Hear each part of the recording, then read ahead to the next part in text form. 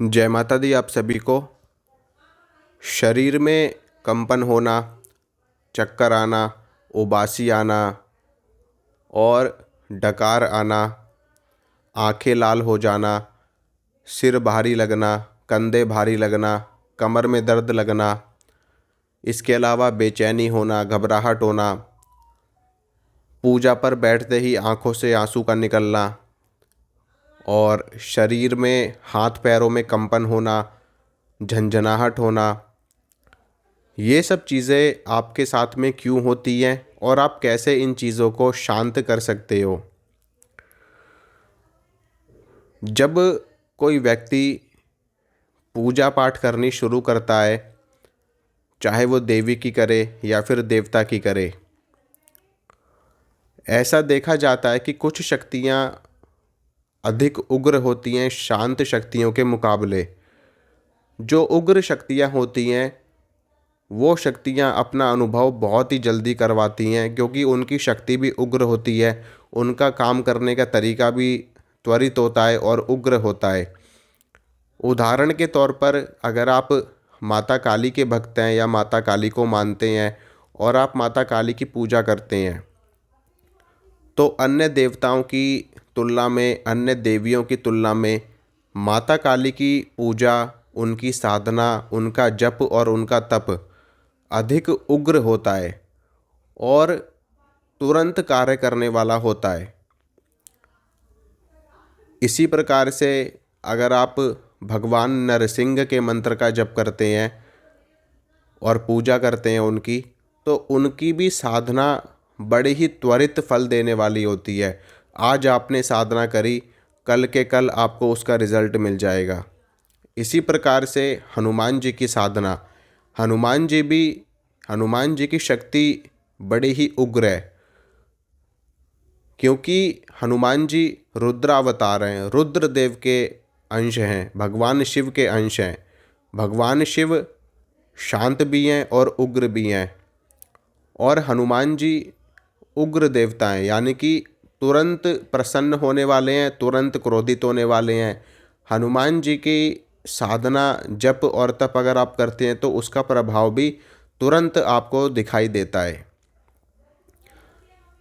जब आप किसी पूजा को करना शुरू कर देते हो, किसी मंत्र को जपना शुरू कर देते हो, विशेषकर उग्र देवी देवताओं की,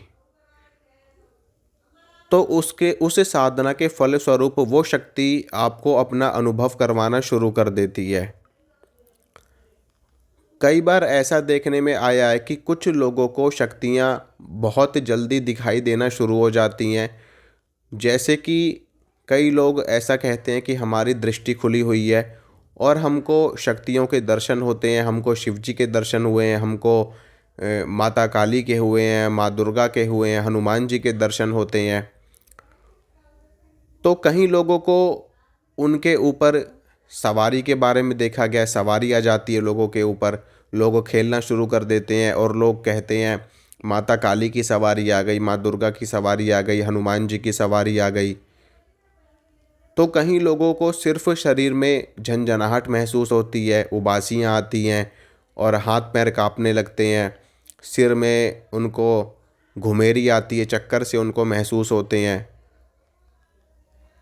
तो हर शक्ति के अलग अलग लक्षण होते हैं, अलग अलग तरीके होते हैं शरीर में आने के, और अलग अलग कार्य करने के तरीके होते हैं। अगर आप महसूस करोगे कि अगर आपके साथ में कोई शक्ति चल रही है, तो जैसे ही आप पूजा पर बैठोगे या आप किसी मंत्र का जाप करोगे, तो आपको तुरंत आभास हो जाएगा कि हम जिस शक्ति की आराधना कर रहे हैं वो शक्ति हमारे पास आ चुकी है। क्योंकि हर शक्ति का अपना एक प्रभाव होता है। जैसा कि मैंने आपको बताया कि कुछ शक्तियाँ शरीर पर आकर के खेलती हैं, तो जैसे ही आप पूजा करने बैठते हो तो आपके हाथों में, आपके सिर में, आपके कंधों में, आपकी कुंडलिनी शक्ति में वाइब्रेशन होनी शुरू हो जाती है।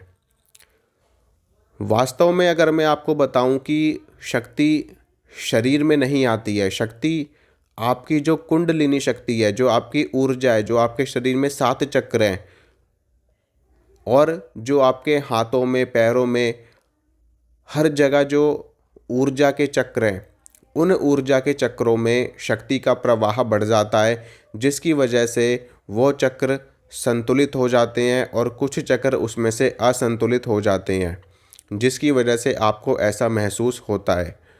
और ऐसी चीज़ें उन लोगों के साथ में सबसे ज़्यादा देखी गई हैं जो बिना गुरु के साधनाएं करते हैं, बिना गुरु के मंत्रों को सिद्ध करते हैं, बिना गुरु के देवी देवताओं की उपासना करते हैं। उनके साथ में ऐसी घटनाएं सबसे ज़्यादा घटित होती हैं।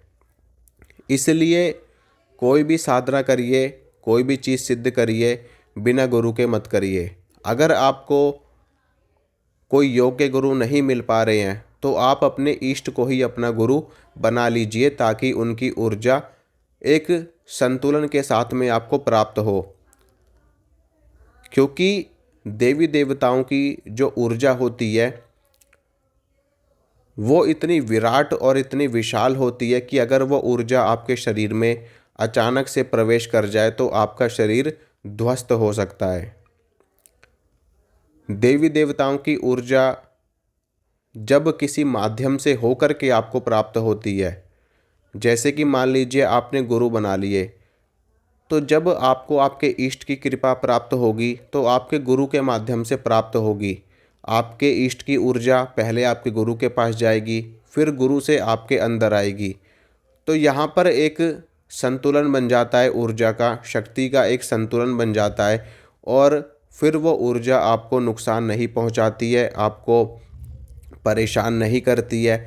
अक्सर लोग इस तरह की शिकायत करते हैं कि उनको हाथों में झंझनाहट होती है, उनको पैरों में झंझनाहट होती है, उनको चक्कर आने लगते हैं, उनके सर में दर्द होता है, सर भारीपन लगता है, उनको घबराहट होती है, बेचैनी होती है। तो ये सब चीज़ें आपके साथ में तभी होती है जब आप बिना गुरु के साधनाएं करते हैं। इसीलिए कोई भी साधना बिना गुरु के नहीं करनी चाहिए। अगर कोई योग्य गुरु नहीं मिल पा रहे हैं तो देवी देवताओं को ही अपना गुरु बना लीजिए, उसके बाद में साधना करिए। और अगर आपको कोई योग्य गुरु मिल रहे हैं, आपके गुरु सच्चे हैं, तो आप निश्चित रूप से उनका मार्गदर्शन लेकर के आप साधना कर सकते हैं। अगर आप इन चीज़ों से परेशान हो रहे हैं, आपको दिक्कत हो रही है, समस्या हो रही है, तो इसका मैं आपको एक समाधान बता देता हूँ।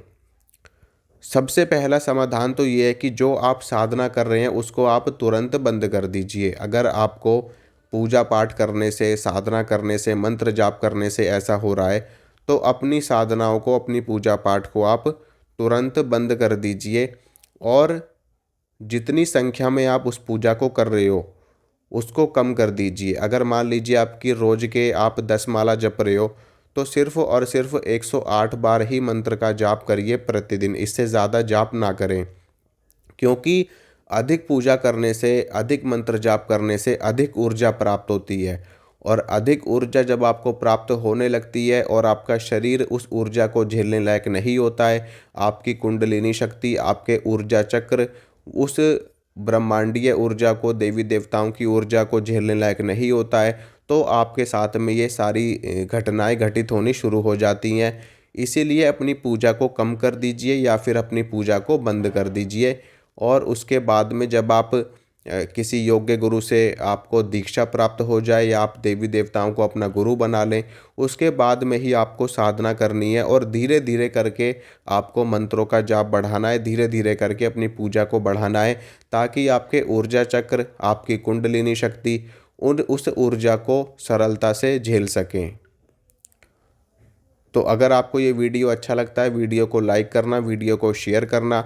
और अगर आप इस चैनल पर नए हैं, पहली बार वीडियो देख रहे हैं, चैनल को ज़रूर सब्सक्राइब करें, साथ में जो बेल आइकन है उसको भी ज़रूर दबाएं। मिलूंगा मैं आप सभी से अगली वीडियो में। जय माता रानी की।